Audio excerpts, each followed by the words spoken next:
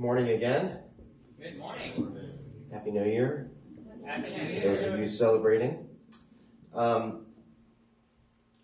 We've been going through the book of Ruth in our Bibles. And Ruth, as I mentioned the first week, this is sort of like almost like one of those like limited series type of stories. And so we have an opportunity to just look over these 4 weeks, this idea of Ruth. And, so far in the story, for those of you who haven't been here and haven't been following online, what we've been able to see is a famine hits Bethlehem. And so this man named Elimelech moves his family to Moab, which is really sort of moving from Ukraine to Russia at this point, right? It was basically moving to the enemy. And so they moved to Moab, and Elimelech and Naomi, who are, Naomi is the wife, they have 2 sons, Mahlon and Chilion, and both of those sons end up marrying Moabite wives. And then all of the men end up dying. Elimelech dies, Mahlon dies, Chilion dies. And so Naomi is left with 2 Moabite daughters-in-law instead of 3 Jewish men. And then they end up making their way back. Naomi and Ruth, Orpah turns around and goes back to Moab. But Naomi and Ruth end up making their way back to Bethlehem. And they have no way to be sustained in their daily living. There's no provision, there's no protection, because Naomi has no males in her family. Now, at that time, that was how you remained protected and provided for in society. And so they're left with no provision or protection. And so Ruth goes out and she gleans into these fields. And one of the fields that she ends up ending up in is this man named Boaz's field. And this is what we looked at last week. And Boaz ends up hearing about who Ruth is and commands his people to protect her and to provide for her. He commands his men, do not touch her, do not harm her, provide protection for her. And then he also says, you can glean all you want from my fields. And in fact, I'm going to give you, sit you down at the table. I'm going to give you roasted grain dipped in wine. And I'm going to give you 40 pounds worth of grain to take home to you and your mother-in-law. And so it's this amazing story of provision and protection. And now last week we looked at this idea, how whether we are sitting gleaning in a field, not knowing where our next meal is going to come from, or whether we are sitting at a table dipping a morsel into wine, God is still gracious. And I can't help but be reminded of that lesson today of all days.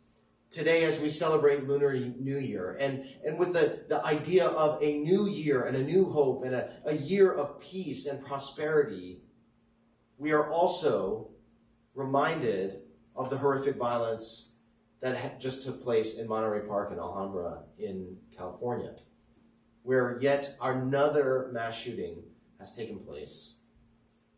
Monterey Park, you may know, is 65% Asian, and the celebrations of Lunar New Year happened just a few hours before the shooting in Monterey Park. And so you have an Asian population that is on one hand celebrating the new year and at the same time lamenting senseless gun violence. This was the 33rd mass shooting in 2023 in America. 33rd.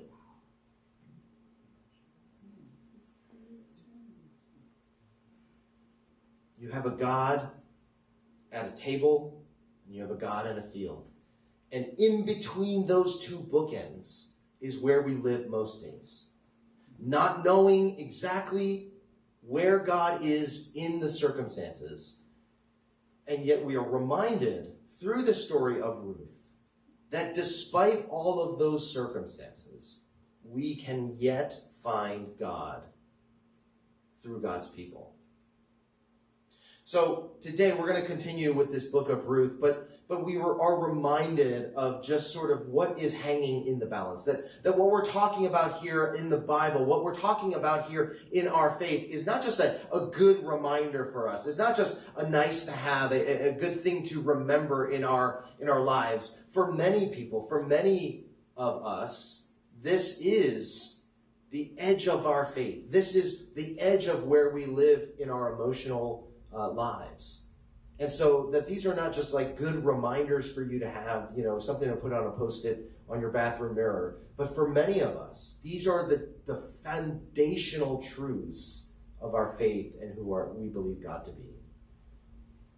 So we're continuing the story. Now, the chapter 1 ended with them arriving in Bethlehem, Naomi and Ruth, and it said it was the beginning of the barley harvest. And none of that means nothing to any of us because we don't live in this agricultural situation. But understanding that beginning of the barley harvest was when they could actually bring up their store of food. And then the barley harvest exists over 6 or 7 weeks. And chapter 2 ends with the end of the barley harvest. So Ruth has gone out, she's gleaned, she's getting provision and protection by Boaz and his people. And during those 7 weeks, I bet Ruth and Naomi ate pretty well.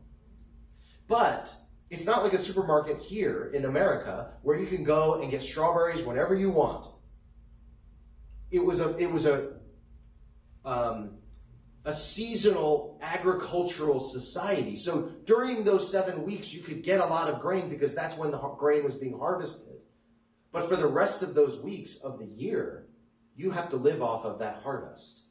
So when we come to chapter 3, it's the end of the harvest, and it's really the beginning of the difficult seasons for Ruth and Naomi. How are we, now that the harvest is over, where are we going to get our food? And hopefully, they've been storing up the provision that they received and the gleanings. But now that the harvest is over, there are no gleanings anymore at the edges of the field.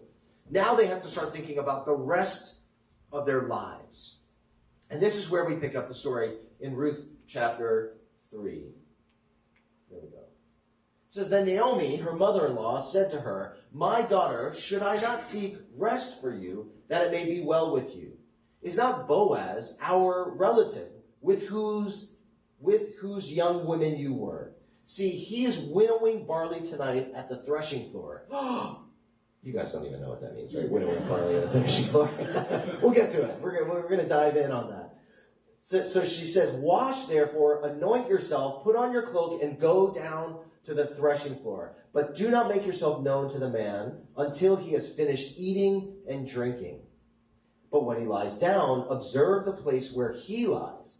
Then go and uncover his feet and lie down, and he will tell you what to do. And she replied, All that you say, I will do.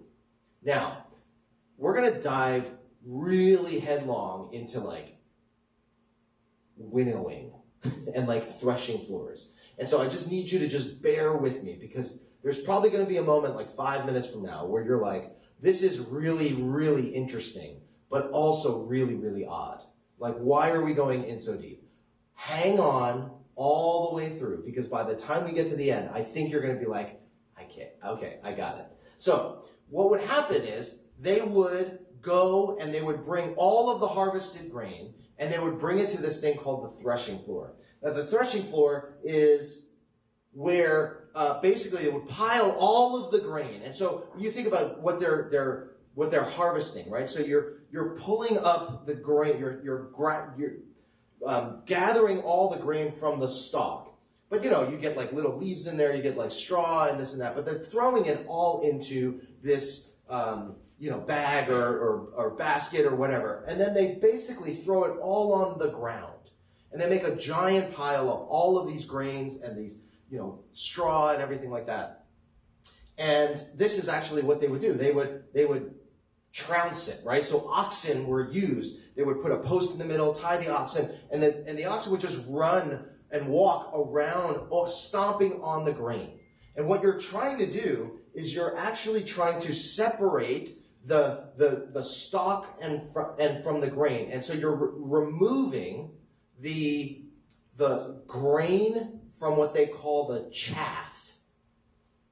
CHFF, right? So you're separating the grain that you eat, that you roast, that you cook from the chaff, which is basically sort of that paper covering. It's almost like those those like Chinese candies that you have wrapped in that like really thin paper, right? So it's like that paper would be sort of chaff. I was eating at a restaurant and they had peanuts in those cases. And sometimes when you open up a peanut and it's wrapped in that sort of brown paper, it's not paper, but that brown film, and that sort of just like crumbles and sort of like disintegrates off of the peanut. And, so that's sort of what you're trying to do. You're trying to get the grain away from the chaff. And as you trounce on this grain, it separates the grain or the wheat and the chaff. Oh, I've heard that phrase, the wheat and the chaff, before. And so what they would do is they do this process called winnowing. You see in this photo, this man is holding a winnowing fork. A winnowing fork. And all a winnowing fork does, if you've ever seen anyone winnow, you've never seen anyone winnow. But if you've ever seen anyone winnow, if you just looked at what they're doing, they're literally just doing this. They're not moving something to another area. They're not manipulating. They're literally just throwing it up over and over and over again. And what the purpose of this is that a threshing floor would be usually in a place that is high up. And what you want to do is you want to have the wind. As you throw up the grain and the chaff, this is the moment where you're like, what are we talking about? Just stay with me. The grain is heavy enough that the wind would not carry the grain and the grain would fall to the ground. And the chaff, like that thin papery peanut wrapping, is so light that the wind would carry it away. So what you're doing as you winnow is that you are separating the wheat from the chaff. And so you're literally just throwing everything up and the wind just carries it all away, the chaff, and you are left at the end with just the grain. And so you're trying to basically get that little morsel there, and all of that rest of that stuff, that chaff that has been trounced upon and separated, is blown aside. Now, this agricultural language is something actually that you'll see constantly throughout the Bible. You'll see this in some of the New Testament language, in some of the New Testament verses. In Matthew 3, it says, his winnowing fork is in his hand. This is God. God's winnowing fork is in his hand, and he will clear his threshing floor and gather his wheat into the barn, but the chaff he will burn with unquenchable fire. We've read this verse before, and we didn't really understand what it means, but now we understand. What this verse is actually saying is God is saying he is going to separate the wheat from the chaff. He's going to separate those that are his own from those that are not. And so God's winnowing fork is separating those that are his own and those that are not. And so this is agricultural language. We're seeing this same language in Ruth chapter 3. So, Boaz and all of the men of the town are going up to the threshing floor with massive amounts of grain that has been harvested over 7 weeks. And so you can think about, 40 pounds he gave to Ruth, which was the surplus of what his men had gathered on that day on his field. Now multiply that by 7, all of those days, and all times 7 weeks, times every field, right? And again, 40 pounds was just the surplus that he gave. So think about how many massive amounts of grain. And so this threshing floor, the harvest of going up to the threshing floor, would be days worth of winnowing, would be days worth of, massive amounts of grain and chaff and all of these things. And so think about this, right? This is payday for them. And so when you go up to the threshing floor, there would be naturally, this is a moment of celebration. This is the moment of a 7-week project finally, running its course. This is, the go-live moment of like a project at work. This is the celebration. And so naturally, when you would go to the threshing floor, the men would have a really good time. They would be celebrating. You're surrounded by food, and you're basically saying, this is going to feed us for the rest of the year. And so it would be a huge celebration. In fact, this is in Deuteronomy 16. It's talking about a different feast, but this is the type of idea that you would see. You shall keep the Feast of Booths 7 days. When you have gathered in the produce from your threshing floor and your winepress, you shall rejoice in your feast. So here, this is about gathering fruit and wine and pressing the fruit. But sometimes they would do it by shearing sheep, and they would take all the sheep and they would shear them all. And there's these massive moments of celebration. Imagine that you only got paid quarterly. Right, the day that you got paid for 3 months worth of work, I imagine you probably go out for a nice dinner, right? And probably on that nice dinner, maybe you get a bottle of wine. Well, the men in the Old Testament were no different. These feasts, these harvest festivals were times of great eating and drinking. Now, what would happen at these times is, there would be a lot of celebration, and it's a lot of men doing manual labor, eating a lot and drinking a lot. And so, what would happen during those times is there would be a lot of messing around. There'd be a lot of fooling around, right? And because if there was a prostitute in that community, where would you go to get work? You would go to the threshing floors. You would go to the harvests. You would go to the festivals, because that is where men are laboring. They're tired. They're feasting, and they're drunk. If we're being honest, this is exactly where it would be a perfect opportunity for prostitutes to do their business. And so you'll actually see this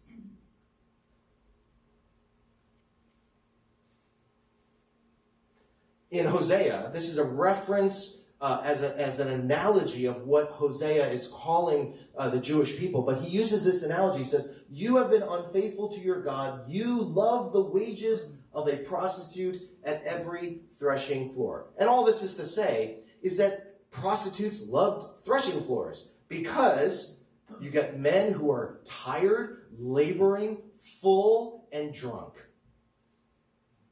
And Naomi says to Ruth, I want you to shower, dress nice, smell nice, and make your way to the threshing floor. And so that's why she actually says to wait. She says, do not make yourself known to the man until he has finished eating and drinking. So she says, note where he lies down, mark the place where he's sleeping, and then under the cover of darkness and under the cover of drunkenness, go and lie down with Boaz. You see what's going on here? When I was growing up and I was reading and being taught the book of Ruth, chapter 3 was sort of pitched as this beautiful moment of consummation of Ruth and Boaz and this. It's kind of seedy. It's not the most wholesome thing. This is not what you would put up on a flannelgram for kids in Bible study of okay, and it actually is it's going to get worse, because when she says uncover his feet in the Jewish scriptures, that word feet can mean feet. That word feet in Jewish scriptures can also be used as a euphemism for a little bit higher up than the feet. Wink, wink, nudge, nudge. We're getting what we're talking about? Naomi is saying, okay, we've had a good run. We've had good 7 weeks of harvest. And we've got some grain, but this is not enough. What we need to scale provision and protection. We need somebody that's going to provide for us and protect us for longevity. And so I think Boaz is that person. Boaz is a relative of ours. He's already been nice to you. He's already been providing for you and protecting you. And so I think that this is the scenario. And so what I want you to do is when Boaz is drunk and he's happy and celebrating, I want you to shower, dress nice, smell nice, and go uncover his foot. And I want you to lie down next to him. I think it is what you think it is. Now, why would Naomi want Ruth to basically pimp out her daughter-in-law? Why would she want Ruth to basically go and seduce this man? Well, if you thought we went far into the culture, we're going to go a little bit further into the culture here, because in Genesis 38, we're told of a story of Tamar. And I'm not going to read this because it's actually too much, but just go and read Genesis 38 today. And this story of Genesis 38 is basically Judah has a son, and Judah's son dies and is left with a widow. So his daughter-in-law is named Tamar. And what ends up happening is that Tamar, in the Jewish custom, was supposed to be married to the brother. Because remember, that's how the brother is able to provide, to give protection and provision, is that the Tamar would marry the brother. But Judah didn't make them get married. And so then Tamar is now left completely vulnerable in that society, in Genesis 38. And so she hatches a plan. So Judah was not going up to the threshing floor. He was going to shear sheep. And Tamar hears that Judah was going to go shear sheep. And so she gets ahead of him along the way, which is where they go up to shear sheep. She takes off her clothes of mourning because her husband has died. And she dresses like a prostitute. She covers her face. She seduces him to sleep with her. Old Testament's crazy, y'all. She seduces him to sleep with him. And in the matter of payment, he says, okay, I don't have the goats that I'm going to pay you with now, but I will pay you later. And she says, okay, well then give me your ring and your staff and these items as a down payment. And then when you give me your goats, I'll give you back these items. And he's like, okay. Sleeps with Tamar. Judah sleeps with Tamar. Tamar gets pregnant. Judah goes back to the spot where he's going to pay the prostitute, who doesn't know that that's his daughter-in-law, and she's gone. So now he can keep his goats, but he lost his items. And then, weeks later, Tamar shows up and she's pregnant. Now everybody in the town is like, whoa, hold on. Tamar, the widow whose husband just died, it was still in mourning, is now pregnant? Oh, no. That's not going to stand. And so then they get ready to stone her.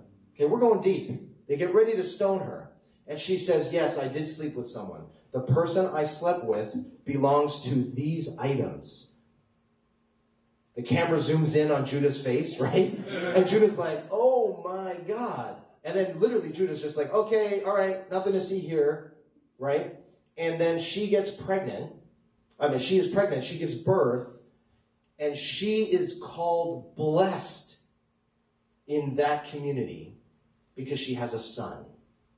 And because that son will now be provision and protection for her.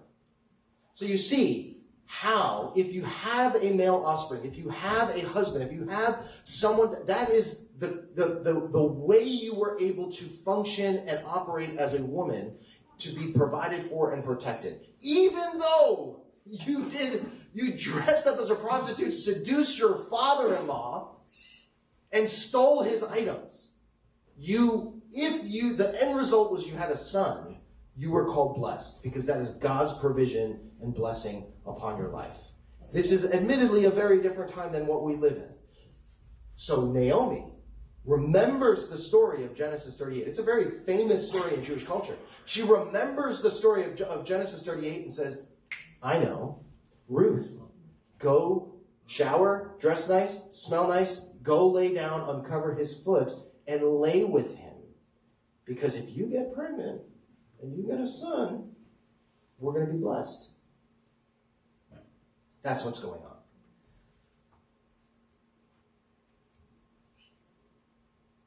Exodus 22 verse 16 says, if a man seduces a virgin who is not betrothed and lies with her, he shall give the bride price for her and make her his wife. In fact, the law of the Jews, the custom at the time was, if you sleep with someone and they get pregnant, then you should take them as their wife. And so Naomi's probably thinking of Tamar's story, but also of Exodus 22, and where she's basically saying, if you get pregnant, then Boaz will marry you. This is Naomi's plan of how she's going to get long-term provision and protection by using Ruth and Boaz to get that sort of protection. We're following? Okay, story goes on.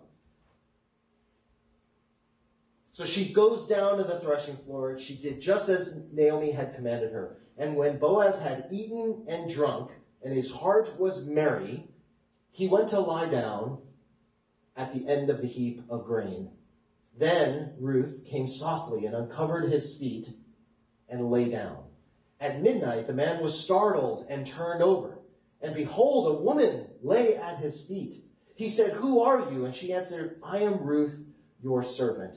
Spread your wings over your servant, for you are a redeemer.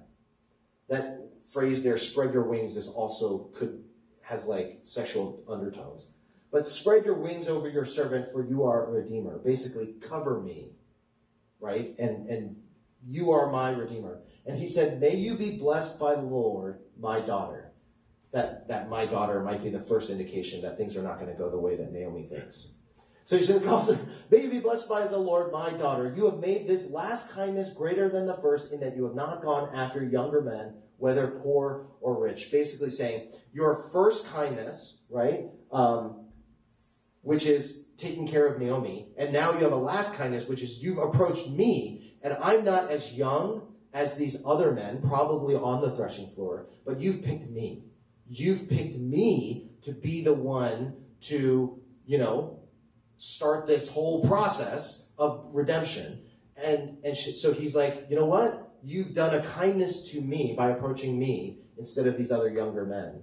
And he says, and now, my daughter, do not fear. I will do for you all that you ask, for all my fellow townsmen know that you are a worthy woman. People have been talking about how noble Ruth is, about how well she's taking care of Naomi, of how the commitment that she's made to Naomi, how hard she has been working.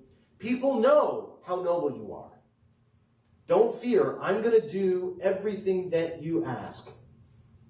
And now, it is true that I am a redeemer, yet there is a redeemer nearer than I.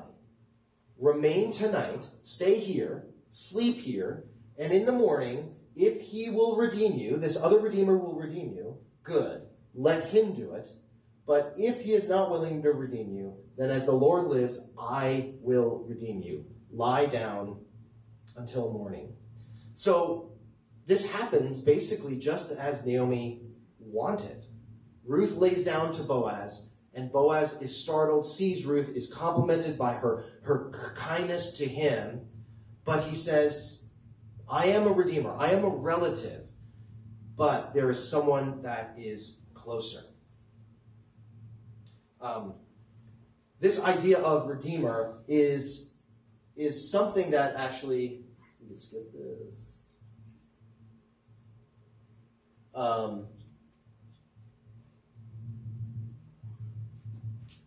It's really slow right now. Okay, so this idea of a redeemer was something is something of basically how the next of kin would be the one to redeem this person. Because again, having a son, marrying a widow, is something that was done to provide and protect people in that community. So it was a lot more transactional than it would be today, right? You don't have family members trying to impregnate widows within their own families, because that's just not how our culture works. But back then, it was transactional, because what you need is a man in your life to provide for and protect you. Now, ladies, I am not making a comment about gender in society. What I'm saying is in that culture, that was how it was perceived. If you have a question about that, Dave will be available at lunch after service, and he will field all of your questions. I called you Pastor Dave.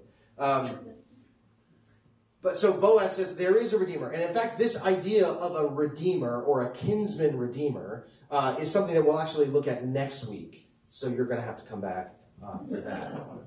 But Boaz says to Ruth, you are a redeemer, but there's someone who's closer, and I want to do this the right way. They have a rightful claim to step up and be this redeemer, so I'm going to let them do it. But he says to her, but before you, if he doesn't do it, then I'm going to actually step in and I'm going to do this for you. And so, verse 14, I don't know if verse 14 was there.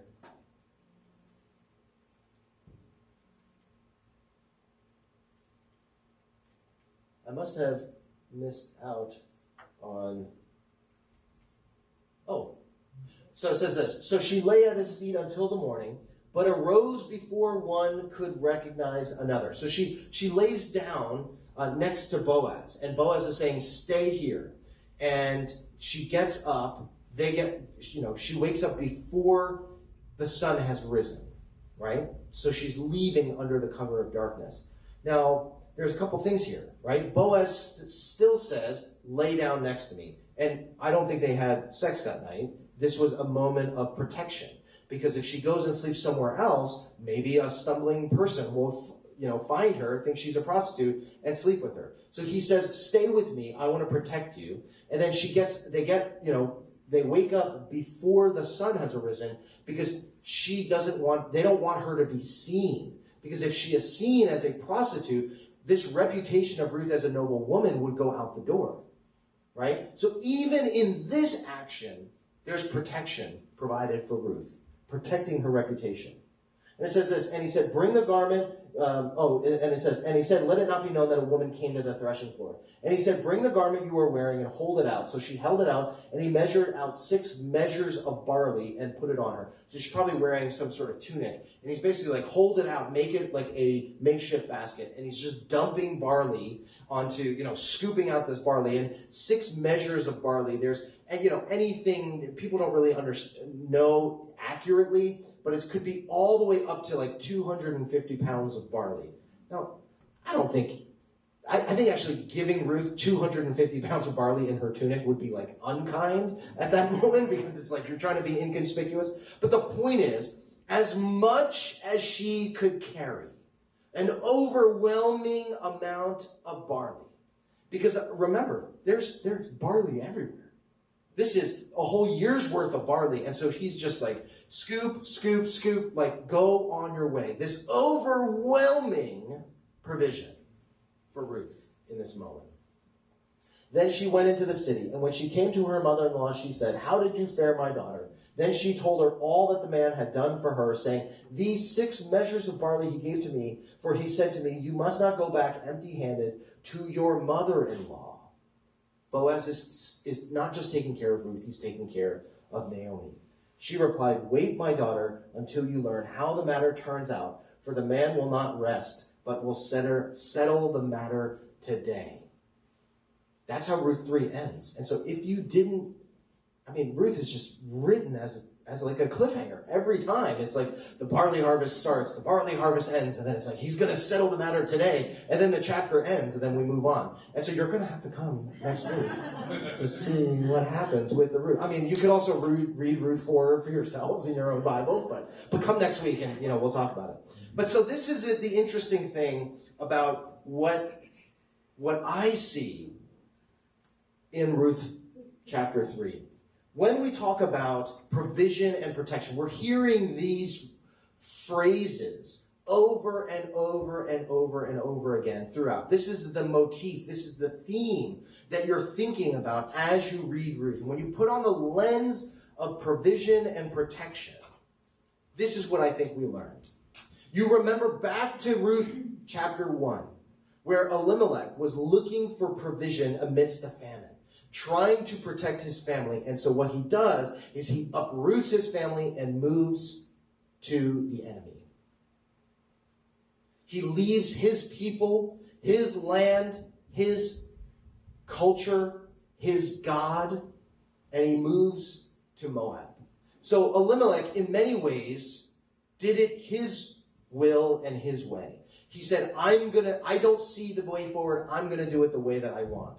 But then you take someone like Naomi, who, in this moment where she's sort of seeing how things are working, and she's like, I can get Ruth and Boaz together. And she says, okay, I know how this can be. And so she sort of forces Ruth. I mean, I wasn't there, but like the way that I'm reading it is she basically pimps out Ruth to Boaz and says, go seduce this guy, and I'm going to push this issue forward. And so Ruth and Boaz getting together may be God's will, but I'm certainly going to do it my way. And so you have Elimelech and you have Naomi, who are really pushing the agenda in their own manner. And then when you get to chapter 3 and you look at this person of Boaz, and you realize Boaz says, I will do this, but we have to do it the right way. We have to do this the proper way. It shows you the commitment all the way through of Boaz in following God and in obeying God. And so it's not looking at the circumstances that are at hand to rule how you should act. There's this quote here from Chuck Swindoll that says this: faith does not change my circumstances, faith changes me. I believe in God, not so that God can wave a wand and change my circumstances. I believe in God because that God is the one who can change me despite my circumstances. Now, I'm going to tell you something. I'm going to admit something to you. When I was revising this sermon, I had a quote from a different pastor. And I texted my friend and I was like, hey, this pastor kind of got canceled. I was like, do you think I can use a quote from him? And they were like, yeah, probably not. And I was like, yeah, probably not. So then I was like, okay, I got to find a new quote. And I found this quote from Chuck Swindoll. And then you know what I did is I Googled. I was like, Chuck Swindoll canceled? Question mark. Because like you just don't know. I don't know. Like Chuck Swindoll was the president of the seminary that I first attended. And I was like, I don't know. I haven't heard about him in the news, but I was like, I don't know. Like, God forbid I put up a quote from somebody who's, but that's the reality. And you're sitting there and you're thinking, who's the first quote from? Like, who was the, but guess what? It doesn't really matter because it could have been so many people. So many pastors that have been canceled. And when we're talking about doing God's will your own way, if we're talking about doing God's will in the righteous way, how ironic is it that I first used a quote from somebody that clearly was doing God's will but not in God's way. So when we see the people of Ruth, and we see Elimelech, and we see Naomi, and we see Boaz, we are reminded and challenged and confronted with the belief that we need to do not only just God's will, but we also need to do it God's way. Amen? Amen. So let's get a glimpse, one last glimpse into what could be God's will for us this day. What could God's will for God's people be today? Because as we look at Ruth, the person of Ruth. Who is Ruth? You've hopefully seen throughout Scripture, right? Throughout Ruth, Ruth is being referred to as the Moabite. Ruth the Moabite. Ruth the Moabite daughter-in-law, right? Which is, again, I said, and I joked sort of the first time, right? Just like, if my friends kept referring to me as like, oh, this is Richard, my Korean friend. I'd be like, aren't I just your friend? Like, gosh, like, why do I have to be your Korean friend? Like, over and over and over again. And the more times you said it, I'd be like, oh, okay, that's like kind of offensive at some point, right? Like, if I'm just the Asian friend, I'm like, oh, you're just ticking a box. Like, I satisfy a quota in your head, right? This is where my mind would go. And yet the Bible constantly reminds us Ruth is a Moabite. Ruth is a Moabite. Ruth is a Moabite daughter-in-law. She's not blood to Naomi, right? Who's Ruth? Well, she's poor, right? She has no job. She has no money. She's getting gleanings from a field. She's an immigrant, foreigner. She's a Moabite, now living in Bethlehem. She's a migrant worker who every day walks to a field that is not her own, and she does a task that people in that society that have jobs don't do. She's a widow. And in chapter 3, you can make a case that she was a trafficking victim. Ruth is a poor, immigrant, migrant, widow, trafficking victim.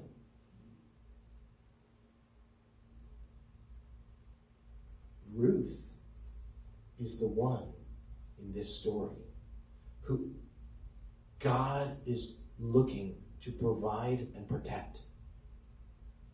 And when you look at Boaz and say, Ruth, this poor immigrant, migrant, widow, trafficked, is going to be provided for and protected by Boaz, by God. And when we talk about God's will for God's people, where are the poor around us? Where are the immigrants around us? Where are the migrants? Where are the widows? Where are the trafficked among us? Because God's will for God's people will be looking like providing for and protecting those people in our society. And so you know what I realized?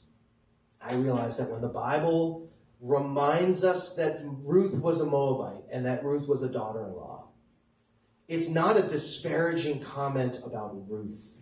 It is a reminder to us that that is who we should be providing for and protecting. It is the Moabites. It is the Moabites and the daughters-in-law and the poor and the immigrants and the migrants and the widows and the trafficked. Those are the ones that we, as God's people doing God's will in God's way, should be providing for and protecting. And so with this looming cloud of this mass shooting, that it hasn't been called a hate crime, it hasn't been called a targeted attack on Asian community, but I bet it will. With this looming cloud of another mass shooting, of a targeted, presumably targeted audience. When you think about the last 3 years for the Asian community, preaching here in Chinatown on Lunar New Year, the day after a mass shooting in one of the most Asian populated cities in California, there's no better place that I would rather preach this morning. Because when we think about what the Asian community has gone through in these last couple of years, extending far beyond just 2020 and the COVID virus, extending all the way to the 1890s. When you think about what Asian people have suffered in this society, God's will, God's way for God's people looks like providing for and protecting the vulnerable people in our communities. And so we as the people of God, whether you are Asian like me or not, means that we cannot just sit by and allow these targeted attacks to continue. We can use whatever we have at our disposal, our voice, our resources, our time, our attention, to stand up and provide as much protection as possible for these people.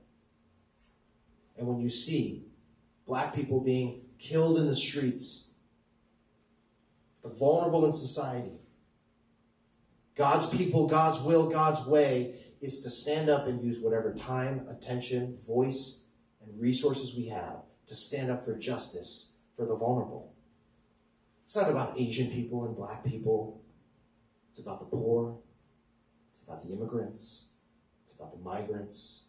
It's about the widows. It's about the trafficked. It's about the vulnerable. God's will, God's people, God's way is find the vulnerable and provide for and protect them. And you will find yourself in the center of God's will for you this day. Let us pray.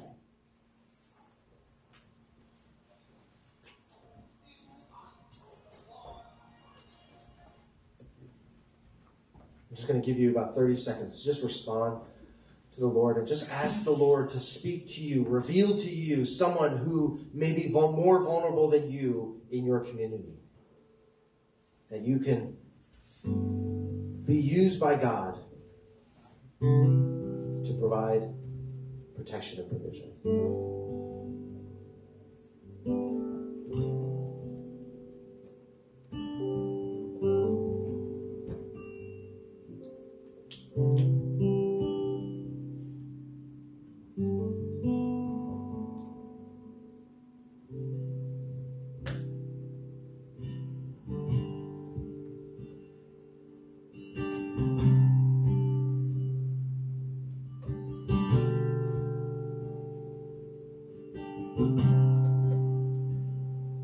Lord, we are reminded through Ruth 3, this story in Scripture about threshing floors and wheat and chaff and winnowing, and yet we are reminded of who Ruth was in this story. Someone on the edge of society without the opportunity for provision and protection, and yet you were the one who stepped up to provide for and protect her. And Lord, there are people in this room that look around at the society and say, you know what, that's me. I feel on the outskirts of society. I feel like I'm gleaning on the edges of society. I feel like I am the poor and the immigrant and the migrant and the vulnerable. And so, Lord, may this church be one to surround those people with provision and protection. But, Lord, we're not off the hook, because no matter where we are on this spectrum of society, God, there are always people around this world that are vulnerable and that are further outside on the outside looking in. And so we are all beholden to protect and provide for those that are vulnerable around us. So would you reveal those people to us? And would you give us the courage? Would you give us the faith? Would you give us the confidence to be able to step up and to say, we will do this, and we're going to do it in the right